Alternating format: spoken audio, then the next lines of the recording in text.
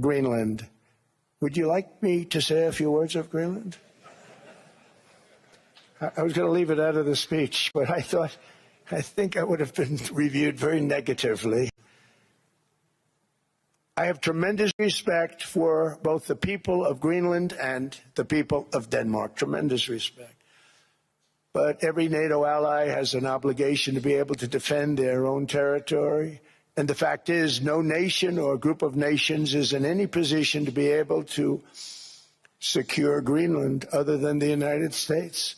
We're a great power, much greater than people even understand. I think they found that out 2 weeks ago in Venezuela. We saw this in World War II when Denmark fell to Germany after just 6 hours of fighting and was totally unable to defend either itself or Greenland. So the United States was then compelled, we did it, we felt an obligation to do it, to send our own forces to hold the Greenland territory, and hold it we did at great cost and expense. They didn't have a chance of getting on it, and they tried.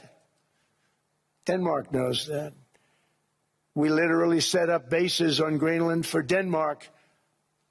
We fought for Denmark. We weren't fighting for anyone else. We were fighting to save it for Denmark.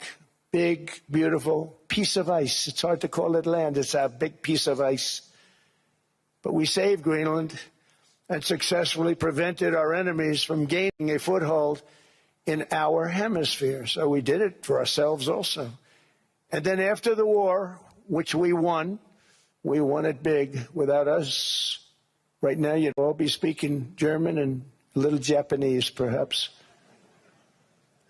After the war, we gave Greenland back to Denmark. How stupid were we to do that? But we did it. But we gave it back. But how ungrateful are they now?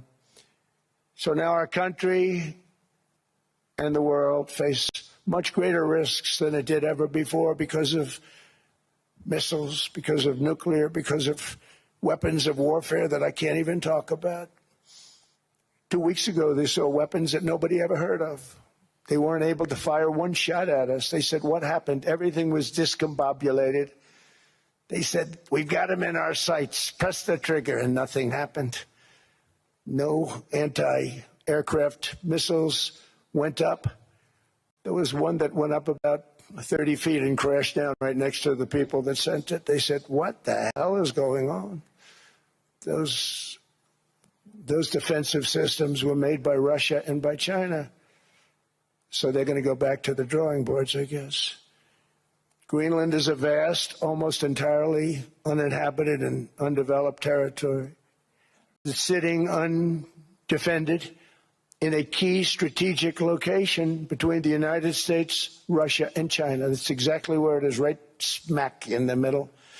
Wasn't important nearly when we gave it back. You know, when we gave it back, it wasn't the same as it is now. It's not important for any other reason, you know, everyone talks about the minerals. There's so many places. There's no rare earth, no such thing as rare earth. There's rare processing, but there's so much rare earth.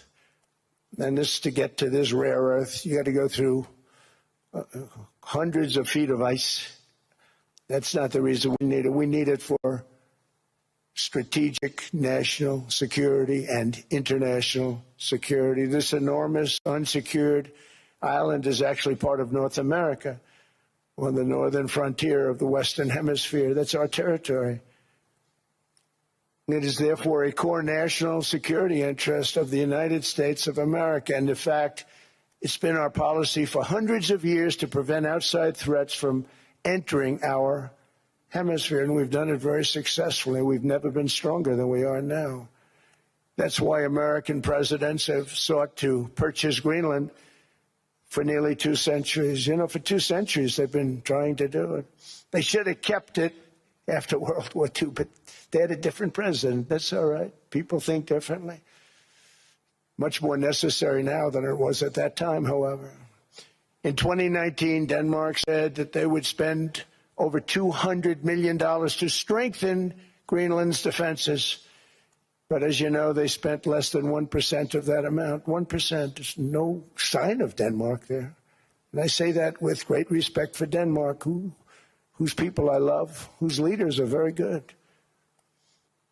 It's the United States alone that can protect this giant mass of land, this giant piece of ice, develop it and improve it and make it so that it's good for Europe and safe for Europe and good for us.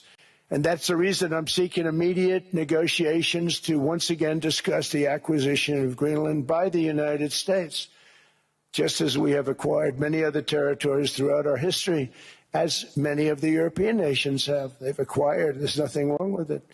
Many of them, some went in reverse, actually, if you look. Some had great, vast wealth, great, vast lands all over the world. They went in reverse. They're stuck back where they started. That happens too. But some grow. But this would not be a threat to NATO. This would greatly enhance the security of the entire alliance, the NATO alliance. The United States is treated very unfairly by NATO. I want to tell you that. And when you think about it, nobody can dispute it. We give so much and we get so little in return. And I've been a critic of NATO for many years. And yet I've done more to help NATO than any other president by far, than any other person. You wouldn't have NATO if I didn't get involved in my first term. The war with Ukraine is an example. We are thousands of miles away, separated by a giant ocean. It's a war that should have never started, and it